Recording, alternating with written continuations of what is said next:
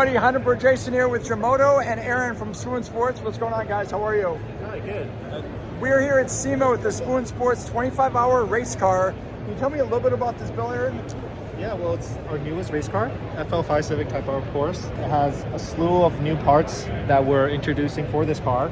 Well, let's start at the beginning. The car started as a stock car, right? Yeah. This wasn't a white body. No, you this bought was this a- at a dealership, then started modifying it. Yeah, this was a brand new car. We bought it at the dealership. Day one, stripped it down, 0 miles. Or delivery miles, I should say. Took the motor out, stripped everything off, sanded the whole frame down, and then we started caging it up and stitch welding it. Has a couple of new parts from us, hood vent. This is coming out later. This is a spoon part.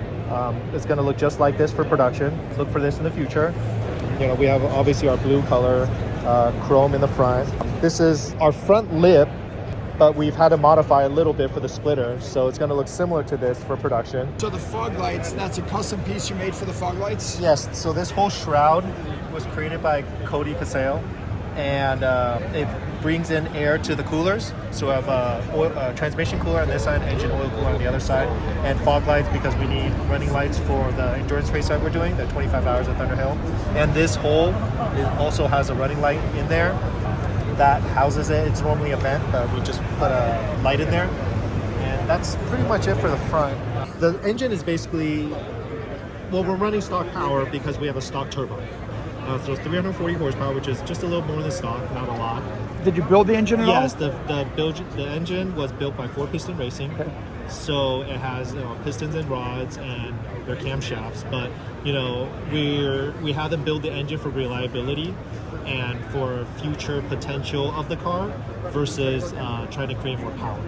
So obviously this engine is capable of way more power, but because we want to use the factory turbo and we want to maintain a lot of the drivability and reliability. And the transmission, we're running a Quaife 6-speed sequential, which we've used in the past with great results, so we're going to continue with that from the FK8. So what else is not factory under the hood? We have a couple new items that are prototypes that we're introducing at SEMA. One is a carbon plug cover, which goes along with our yellow head cover. So that is a prototype part. Two more parts are our spoon radiator. So we have a radiator and intercooler now that we'll be introducing for this application. Both the intercooler and radiator uses billet end tanks with our logos engraved on them. We have our spoon air filter inside the airbox. That is a production part that we've already introduced a little while ago. Yeah, other than that, the engine is fairly stock. We have a couple race modifications, a lot of heat shielding, in-canal heat shielding to keep the engine cool. So for people that don't know, the 25 hours at Thunderhill, that race, you race for 25 hours consistently, is that Yes, right? it's a 25-hour endurance race, so that's why it's the longest endurance race in the world. It's 1 extra hour than 24. Of course it is. How many drivers will you have during that race? For this race and this car, we're going to have 8 drivers. It's quite a bit, but we have some older drivers, and then we have some notable drivers. So on the track, braking is very important. Yes. What type of braking did you do on the front of this vehicle? So this is also a new product we're introducing for SEMA.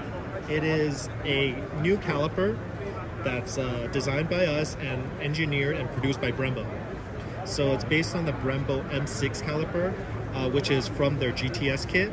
And this is a fully race-capable kit that is also street-friendly. It has stainless steel pistons, internal dust seals, so it's fully race-capable. It's low noise for the street, and it can handle street pads, and it won't, it'll be very capable for both applications. And then also the rotors is something that we've introduced in Tokyo Auto last year, but we're reintroducing a new version at SEMA this year.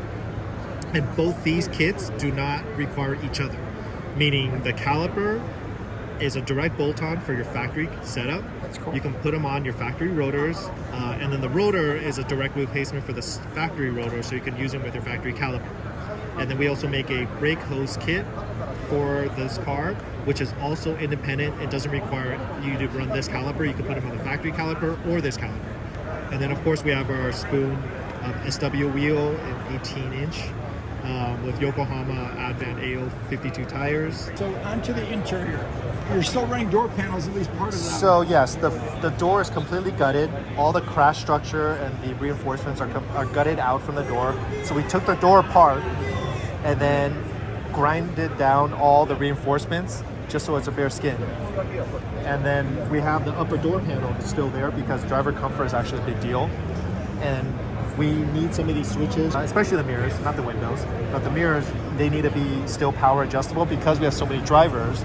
Each driver has to be able to adjust their mirrors. And then also we kept the armrest and we designed the cage to have the armrest. This roll cage, it looks like it goes into the engine compartment. Is that true? Yes, that is true. The roll cage was designed by Chair Slayer, and the cage is extremely tight. So it's all, the whole car is 3D scanned, and the cage is built in CAD, and then it's produced robotically and laser and machine cut, so it basically just pieces together. The cage goes to the car without any gussets. It's welded directly to the car. So for those of us that flush don't know, against. what's a gusset? A gusset's basically a piece that usually connects the cage to the body. Because sometimes it's hard to make these complex bends by hand. So if you do it by computer with a model, you can get the bends really, really tight onto the body of the car, and it follows the contours of the car. So, for example, here you could tell the cage is part of the body of the car, all around here. And then the cage goes through the firewall onto the front shaft towers, and that also happens at the back. The cage gets triangulated to every point to the frame of the car, and then it crosses down into the spring towers. And the floor is cut out so it can achieve that also, and also save a little weight because we don't need a trunk floor anymore. So you deleted the fuel tank. Yes, the right? factory fuel tank's deleted. What'd you replace it with? The radium fuel cell and internal fuel surge tank is in the factory location, and then we have a fuel filler on this quarter window, and there's a Sparco fire suppression system right here. We're also running AST air jacks, which we don't necessarily need, but when you're building the car, it's nice to have already built in so you can use them in the future. Right next to that is a anti-gravity lithium-ion battery, which are amazing. Every car needs to have one of those because you never have to worry about cars running out of power. And if you do, it has an internal jump start. So if you drain the battery too much, you push the button and it jumps in by itself. Other things in the interior, we have a lot of new prototype parts that we're introducing at SEMA for this car. We have a collaboration with Sparco for the harnesses. So these are FIA spec harnesses, which will have a race version and a street version. So the race version is slightly different because these are made for Hans head and neck restraint systems for helmets, and they're 6-point. We will also have a 4-point street version. This is a prototype steering wheel that we're making with Sparco, and it's different than our standard street steering wheel because it's smaller. It's 330 millimeters instead of 340. It's got a suede grip, so for racing it's got a lot more grip to work better with your gloves. Basically, this is the race setup of our product line. We want to offer customers something that they can use on the street, and also a different package if they want to use it on their race cars or more focused race builds. What you didn't mention in the interior is a model that looks like a Hot Wheels. What's that about? So I've never seen that before. This is something that we're premiering for SEMA. It's a Hot Wheels, and this is a 3D printed prototype produced by Hot Wheels.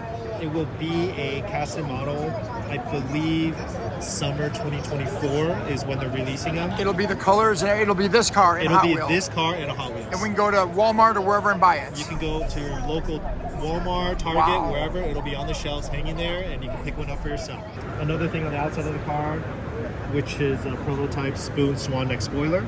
This was not what we're running on the race, because the sizing is a little different, but this is what you should see on the street car because this is sized accordingly for a street car with our front lip. So keep in mind everything that we've introduced at SEMA is still prototype. Things may change, colors, design slightly, or sizing. Everything will change slightly before it goes to production. And the glass, all the glass around the car. This isn't glass, is it? No, every window except the front windshield is plexiglass, polycarbonate. It looks factory though. Yeah, this company from UK, Plastics for Performance, they make really good OEM replacement glass panels, and you can spec this however you want with the thickness, coatings, the way it's painted. The front windshield is still glass, but however, for the endurance race, we lost our defroster HVAC system, so we have a defroster lines there that you can activate to reduce fog. I just noticed those red buttons over there by the wiper. What are those? We're still missing the stickers, but one is a power cutoff, emergency power cutoff, and the other is the extinguisher. Got it, so in case of any accidents, any emergencies, the fire marshal, safety crews, they can push those buttons. That's required by most racing sanctioned events. I think the only thing we haven't talked about right now is the exhaust. Yeah, so out back, this resembles our Spoon N1 kit that is already out for the FL5. The reason I say resembles it is because it's the same shape and tips as our production one. However, for our race car, it's completely straight piped with slightly larger diameter, so it's pretty loud. Aaron, that was awesome. I learned so much about this car. Hopefully you guys did as well.